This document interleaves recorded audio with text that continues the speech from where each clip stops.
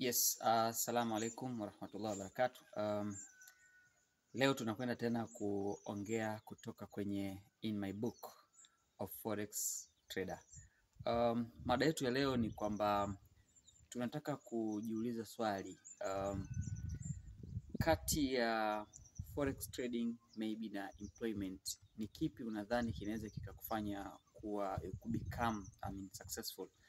Unaweza ukawa successful even if you are employed, lakini mimi nataka nizungumze kutoka kwenye kitabu changu cha forex kwamba if you learn forex it means you are going to be successful, you will be successful. Kwa nini? Nakupa mfano kwa most of the people ambao wako employed kwa Tanzania, average rank of salary inaanzia 800,000 na kuendelea. Let's say we are taking 900,000 ambayo ni shilingi 900,000.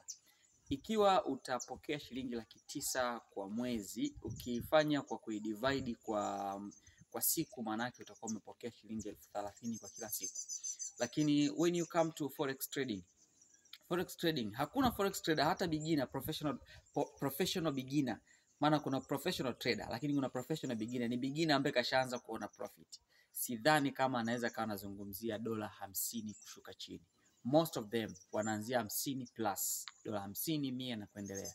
Lakini ikiwa shilingi 900,000 ni sawasawa na shilingi 30,000 kwa siku, ina maana kwamba 30,000 ile kwa siku ni sawasawa na $10 tu. Yaani dola kudeposit kwenye forex, $10 kudeposit kwenye forex pamoja na transactions zile za mtandao inaweza ikakosti shilingi 30,000. Kwa hiyo haiwezekani forex trader aliyekomaa amejisiga kulikweli kujifunza akasubiri kupata shilingi 30,000 per day.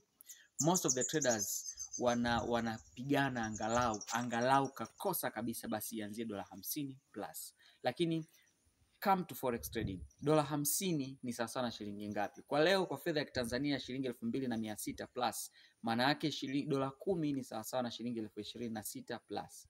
Kwa hiyo tunapozungumzia shilingi $50 ni sawa na zungumzia zaidi ya 1,130,000.